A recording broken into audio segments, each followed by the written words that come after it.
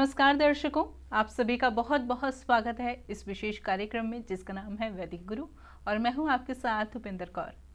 दर्शकों, कहते हैं आपकी हाथ की रेखाएं आपके बारे में सब कुछ बता सकती है, लेकिन उन रेखाओं को पढ़ने की सही से आवश्यकता है। तो क्यों ना आज इस कार्यक्रम के माध्यम से हम आपको ही सिखा दें कि आप अपनी हाथ की रेखाओं को कैसे पढ़ सकते हैं। तो आज का कार्यक्रम बहुत ही ध्यानपूर्वक देखिएगा, क्योंकि आज इस कार्यक्रम के माध्यम से आपको हस्त रेखाओं के बारे में बेसिक जानकारी तो दी ही जाएगी, यानी कि हस्त रेखाएं कैसे हमारे जीवन को प्रभावित करती है, हस्त रेखाओं के माध्यम से हम अपने जीवन के बारे में क्या कुछ जान सकते हैं, कौन सी हस्त रेखा हमें क्या बताती है, हमारे हाथों का आकार, हाथों का रंग, हमारे नाखून क्या कुछ हमारे बारे में बताते हैं और क्या कुछ हम जान सकते हैं।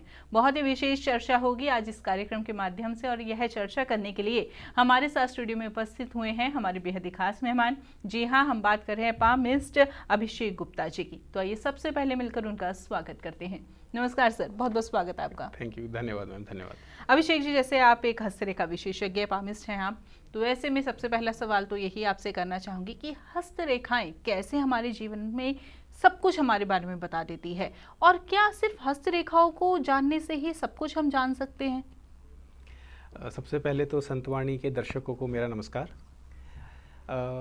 मैम, हस्तरेखा शास्त्र सबसे पहले है क्या?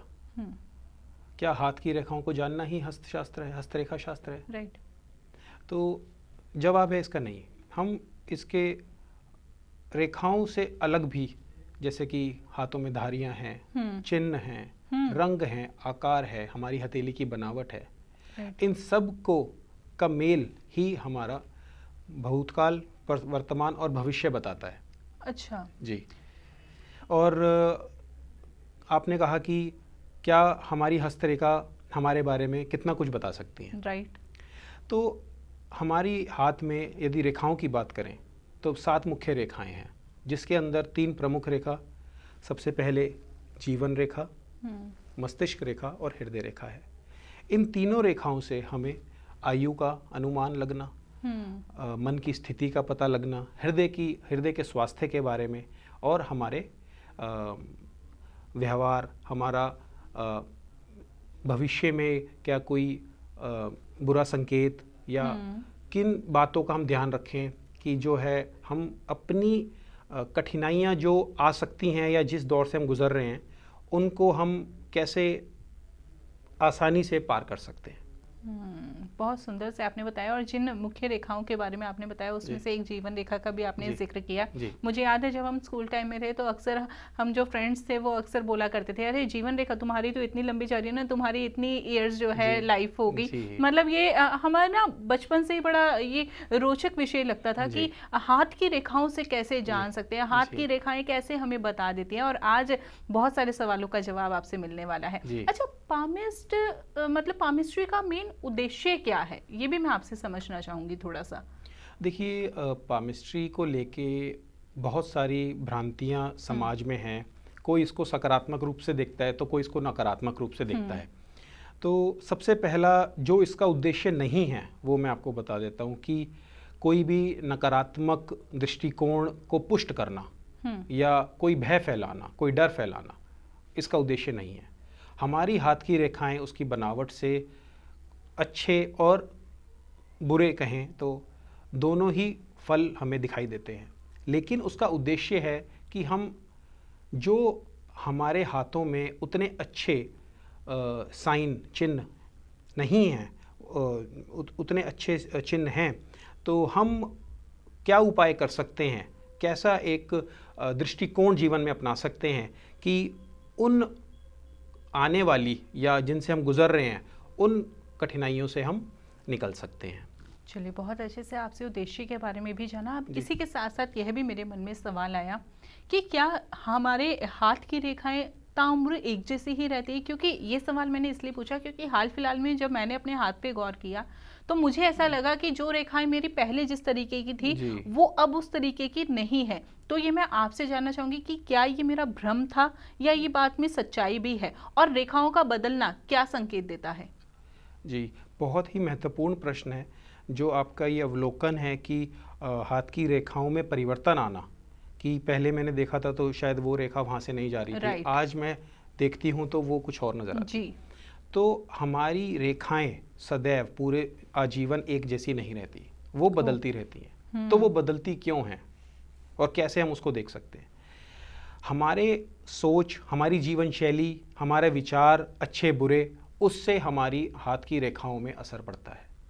यदि कोई व्यक्ति नकारात्मक सोच का है और दुराचार प्रवृत्ति का है, तो उसकी जो रेखाएं अच्छे संकेत भी देती होंगी, वो उसके ही अगेंस्ट जाके वो खराब हो जाएंगी। और इसके विपरीत सोचें तो यदि हाथ की रेखाएं कहती हैं कि जो व्यक्ति है उसका जीवन में ये कठिनाई आने के संकेत हैं, लेकिन वो व्यक्ति कुछ उपाय करके और सकारात्मक दृष्टिकोण रख के भगवान का नाम लेकर उन कठिनाइयों को भी अपने फेवर में कर सकता है, और वो हमें बदलती हुई रेखाओं में दिखाई देता है। यानी कि हम अपने कर्मों के माध्यम से अपनी रेखाओं को बदल सकते हैं, अच्छी बिल्कुल। दिशा में भी और बुरी दिशा में भी। बिल्कुल बिल्कुल जी।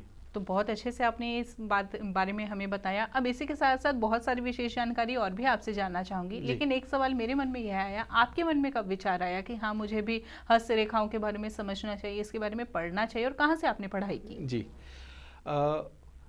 हस्तरेखा के बारे में मेरा इंटरेस्ट सबसे पहले तकरीबन 7-8 साल पहले आया।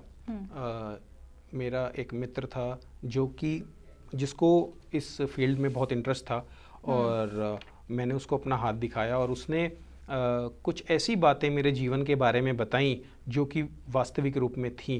तो मैं बहुत ज़्यादा कहें तो अट्रैक्ट हो गया उस फील्ड को जानने के लिए। फिर मैंने धीरे धीरे इंटरनेट के माध्यम से, वीडियोस के माध्यम से कई पामिस्ट को सुना, जो मैं पढ़ सकता था पढ़ा, और फिर मुझे इसमें इंटरेस्ट आया। और तकरीबन 1 साल पहले मुझे लगा कि मुझे पामिस्ट्री के अंदर एक प्रोफेशनल माध्यम से कोई प्रशिक्षण यदि उपलब्ध है तो क्या वो मैं कर सकता हूँ। तो फिर मैंने इंटरनेट के माध्यम से all India institute of occult science के बारे में जाना, और वहाँ से मैंने डिप्लोमा और मास्टर्स की जो एक विद्या है वो प्राप्त करी। चलिए, बहुत अच्छा लगा आपके बारे में जानकर कि किस तरीके से आपकी रुचि उत्पन्न हुई और आपने कहाँ से यह शिक्षा प्राप्त की। तो यदि अभी आप हमारा कार्यक्रम देख रहे हैं और आपके मन में यह विचार आ रहा है कि हाँ आपको भी हस्तरेखाओं के बारे में ज्ञान अर्जित करना है, तो ऐसे में आप भी all India institute of occult science Delhi से जुड़ सकते हैं। इस इंस्टीट्यूट से जुड़ने के लिए आप इनकी वेबसाइट पर जाकर लॉगिन कर सकते हैं और अधिक जानकारी प्राप्त कर सकते हैं।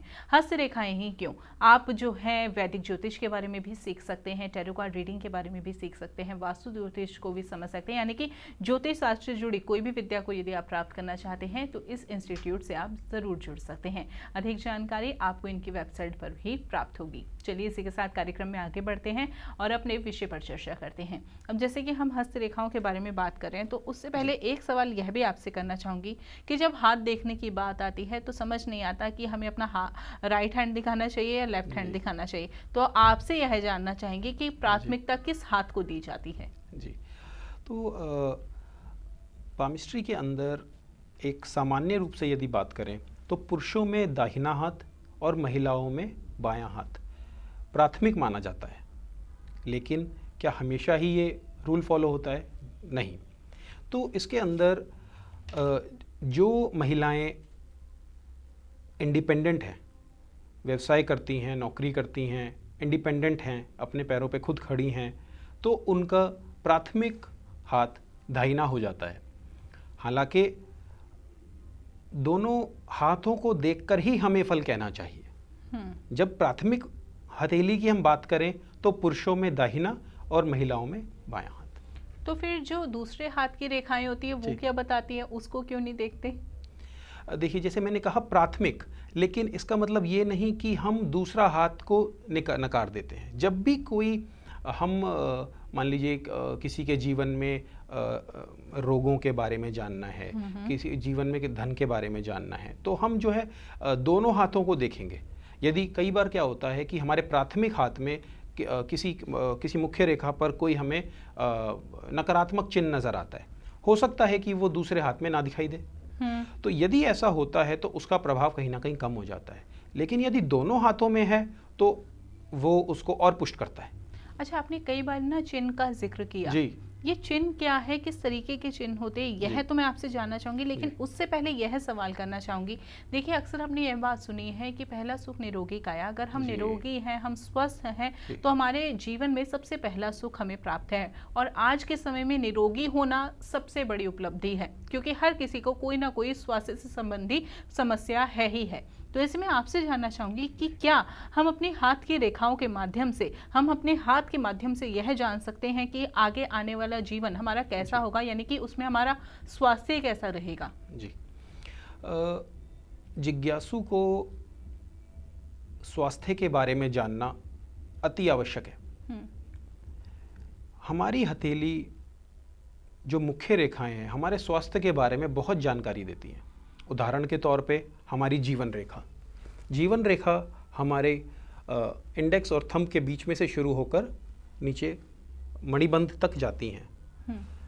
इस लाइन को यदि हम ऑब्जर्व करते हैं कि इसके अंदर यदि कोई ऐसा चिन्ह है कि जो कि उसकी हेल्थ के बारे में बताता है, फॉर एग्जाम्पल यदि उदाहरण के तौर पे देखें द्वीप, यदि जीवन रेखा पे द्वीप बने तो वो कष्ट को दिखाता है।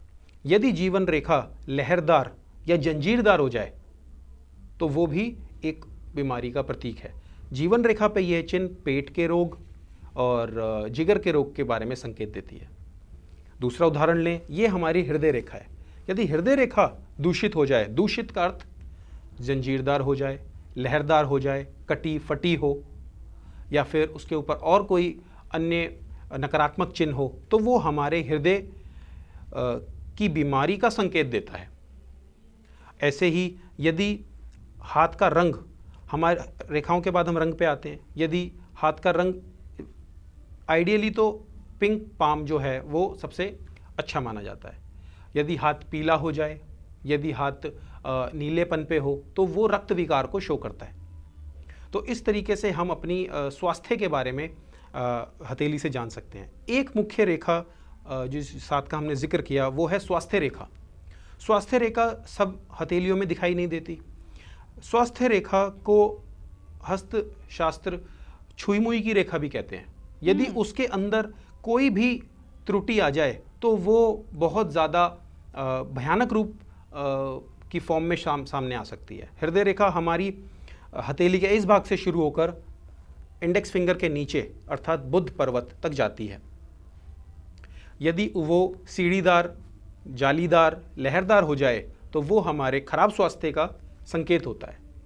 तो इस तरीके से हमारे पास कई सूचक हैं जिससे हम स्वास्थ्य के बारे में जान सकते हैं। अच्छा, यहाँ पे फिर एक सवाल करना चाहूंगी, क्योंकि जैसे जैसे आप बता रहे थे मैं अपना हाथ भी देख रही थी। अब अपना हाथ देखते देखते मेरे मस्तिष्क में यह सवाल आया, कईयों के हाथ ऐसा होता है कि बहुत गाढ़ी गाढ़ी रेखाएं उनके हाथ में होती है और बहुत क्लियरली नजर आती है, लेकिन कुछ हाथ ऐसे भी होते हैं, जिसमें से एक हाथ मेरा भी है, कि हाथ की रेखाएं नजर ही नहीं आती, बहुत प्लेन पाम लगता है। तो ऐसे में इसमें भी कुछ फर्क होता है क्या? जी, तो जो आपका प्रश्न है वो है कि रेखाएं कितनी स्पष्ट हैं, उससे फल में क्या परिवर्तन आता है। राइट। तो यदि रेखा पतली स्पष्ट है तो उसका फल सकारात्मक हो जाता है। लेकिन यदि अति गहरी हो जाए, यदि हम उस पर उंगली फेरें और हमें गड्ढे जैसा महसूस हो, तो उतना सकारात्मक नहीं है। यदि बहुत ज़्यादा लाइट हो जाए कि हमें आंखों से नज़र ना आए, तो वो भी पॉजिटिव नहीं है। हम कहते हैं कि excess of everything is bad. अति गहरा होना और अति लाइट होना दोनों ही अच्छे संकेत नहीं है। यानी कि एक नॉर्मल मतलब रेखाएं हो तो वो ठीक है, मतलब बहुत ज्यादा अति होना भी ठीक नहीं है और बहुत ज्यादा कम होना भी ठीक नहीं है। अक्सर हमने यह बात तो सुनी है कि अति तो हर चीज में जो है हानिकारक होती है, बुरी होती ही है। अच्छा, आप चिन्ह के बारे में समझना चाहूंगी। मैंने आपसे पूछा था यह भी सवाल कि चिन्ह क्या है, किस प्रकार के चिन्ह होते हैं, कहाँ होने चाहिए चिन्ह, थोड़ा सा समझाइए। देखिए, कई तरह के चिन्ह होते हैं। उदाहरण के तौर पे हम देखें कि हथेली पर तिल होना, जाल का बनना, त्रिभुज बनना, क्रॉस बनना, वर्ग बनना, वृत्त बनना, द्वीप बनना इत्यादि। इनका विभिन्न रेखाओं पर होना, विभिन्न पर्वतों पर होना कुछ न कुछ संकेत करता है। उदाहरण के तौर पे वर्ग, और जिसको हम स्क्वायर कहते हैं, यदि वो किसी रेखा पर है तो वो पॉजिटिव साइन माना जाता है। जैसे कि यदि हमारी हृदय रेखा पर वर्ग का आकार बनता है, स्क्वायर का आकार बनता है, तो वो हमारी कोई भी हार्ट संबंधित कोई भी रोग होगा, आने वाला भी होगा, तो उससे हमारी रक्षा करेगा, अर्थात हमारी हृदय की जो स्वास्थ्य है उसको बनाए रखेगा। ऐसे ही त्रिभुज मस्तिष्क रेखा पे यदि शुरुआत में है तो वो व्यक्ति बचपन से ही बहुत तेज बुद्धि वाला होगा। इसके विपरीत यदि किसी भी पर्वत पर जाल बनना या फिर तिल होना नकारात्मक सूचक है। हालांकि कुछ एक्सेप्शंस भी इसके अंदर हैं, जैसे कि सूर्य रेखा, ये हमारा सूर्य पर्वत है रिंग फिंगर के नीचे, अनामिका के नीचे, इसको सूर्य पर्वत कहते हैं। यदि इन पे खड़ी रेखाएं हैं तो उसे सूर्य रेखा कहते हैं। उस पे तारा होना पॉजिटिव है, अन्य जगह होना नेगेटिव है। तो इस तरीके से हम चिन्हों से अपने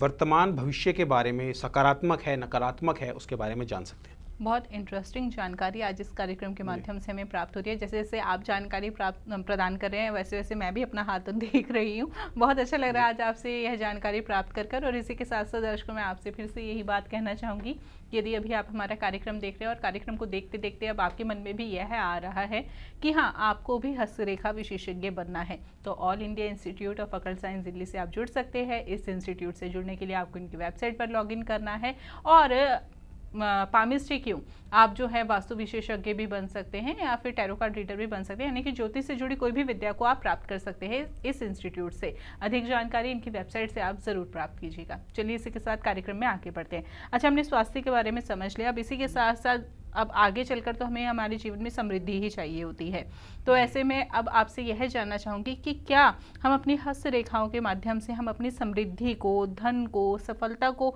जान सकते हैं कि हमारे जीवन में कितना धन का आगमन होगा, कितनी हमें समृद्धि प्राप्त होगी, कितनी हमें सफलता की सीढ़ियाँ चढ़ने को मिलेगी? आपसे जानना चाहेंगे। जी, तो जिज्ञासु को धन के बारे में जानना, प्रसिद्धि प्राप्त कितनी मिलेगी उसको, वो हमेशा उसका उत्सुक रहता है। हम कई सारे रेखाओं और पर्वतों के माध्यम से ये जान सकते हैं कि उसके जीवन में आने वाले समय में उसको इन सब का कितनी मात्रा मिल सकती है। पहला उदाहरण है हमारी सूर्य रेखा।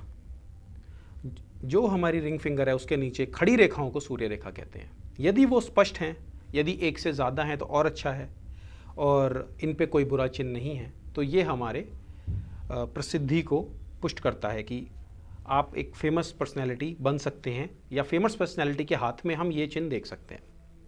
दूसरा, धन कैसे आता है? बुद्धि से। बुद्धि का सूचक मस्तिष्क रेखा।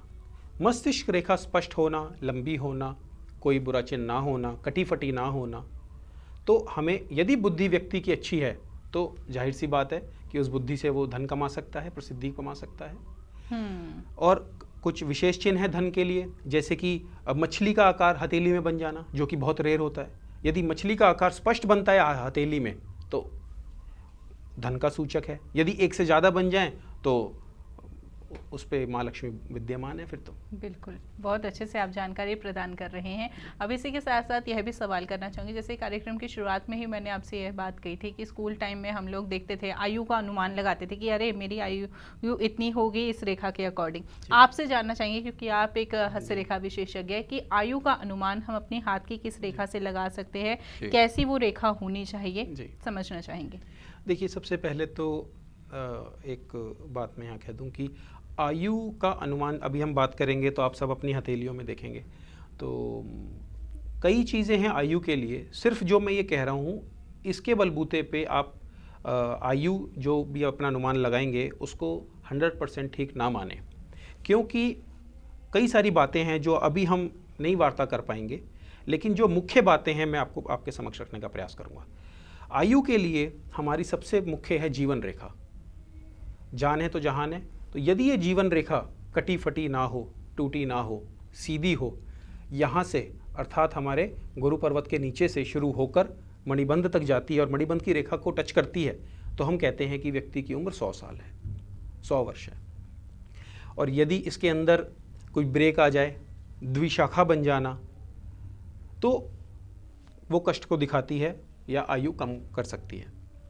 कई बार ऐसा भी होता है कि जीवन रेखा कटी है परंतु फिर भी आयु लंबी होती है। वो क्यों? वो इसलिए कि यदि कटी है तो उसके आसपास हमें देखना है कोई सहायक रेखा उसके पैरेलल तो नहीं चल रही, यदि है तो वो कष्ट को हर लेती है। तो इस तरीके से हमारी आयु हम जीवन रेखा से कर सकते हैं। दूसरा, हृदय रेखा से। यदि हमारे हृदय का स्वास्थ्य अच्छा रहेगा, आयु ज़्यादा होगी। तो हृदय रेखा हमारे बुध पर्वत के नीचे यहाँ से शुरू होकर हमारे इंडेक्स फिंगर तक जाती है, कई बार बीच में रुक जाती है, जैसे आप देख रहे हैं। यदि ये रेखा हमारी इंडेक्स फिंगर के नीचे टच करे तो आयु 100 वर्ष मानी जाती है। तो इस तरीके से हम आयु का अनुमान लगा सकते हैं। कुछ रेखाएं ऐसी भी हैं जो कि हमें आयु को कम करने में आयु कम कर सकती हैं, जैसे कि हम बोलते हैं लाइन ऑफ एक्सीडेंट्स, जो कि किसी के साथ भी ना हो।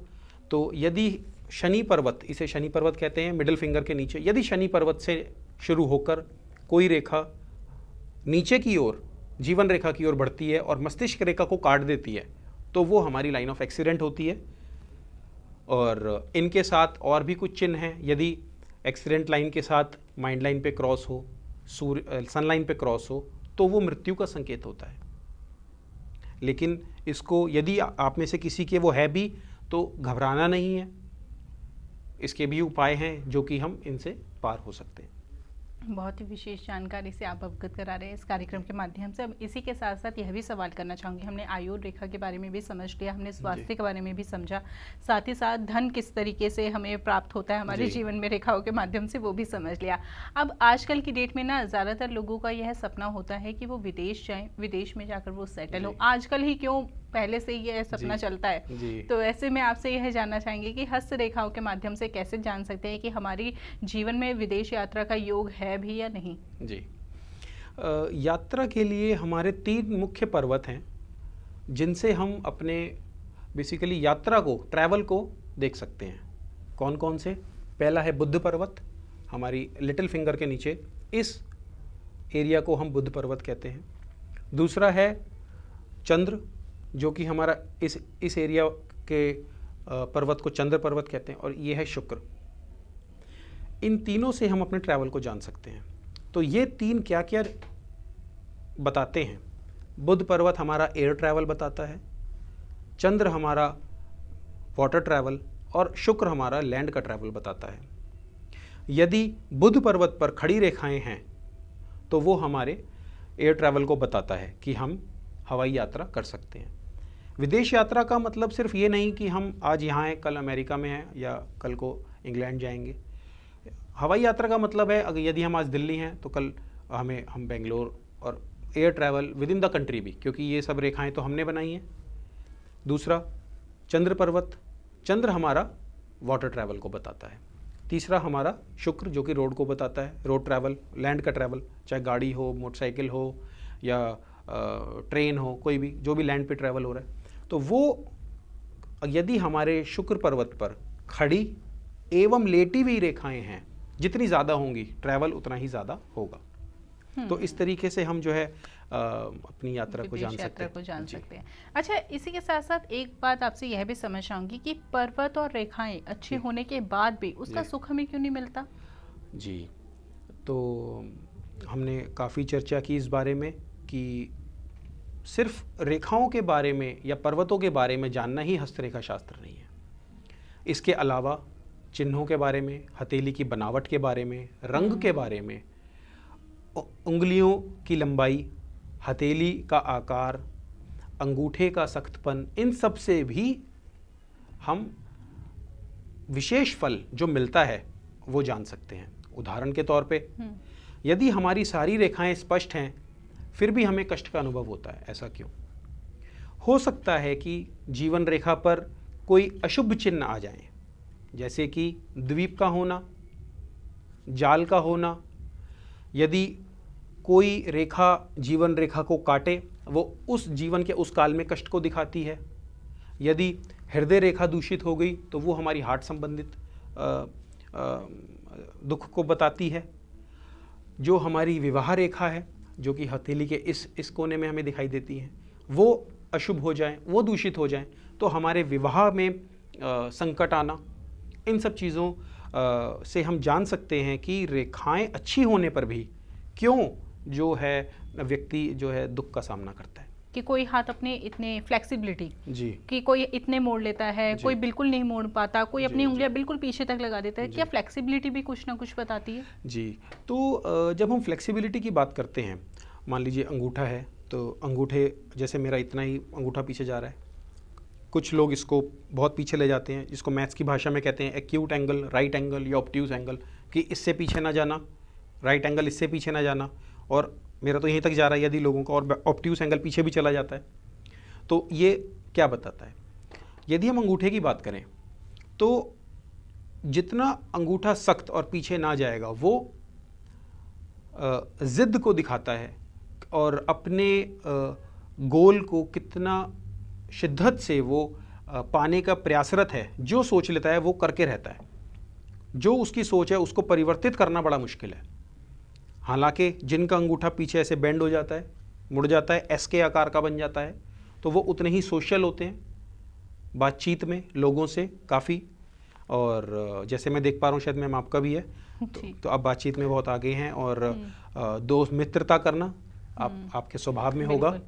तो इस तरीके से हम जो है फ्लेक्सिबिलिटी को जान सकते हैं कि उस व्यक्ति के बारे में।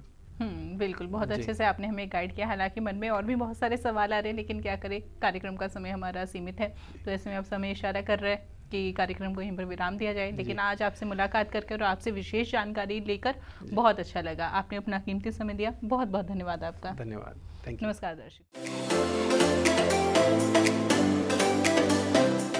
आप हमारे संतवाणी चैनल को सब्सक्राइब करें, वीडियो को लाइक करें, शेयर करें, और हाँ, बेल आइकन पर क्लिक करना बिल्कुल ना भूलें, ताकि हमारी किसी भी वीडियो की सूचना सबसे पहले आपको मिले।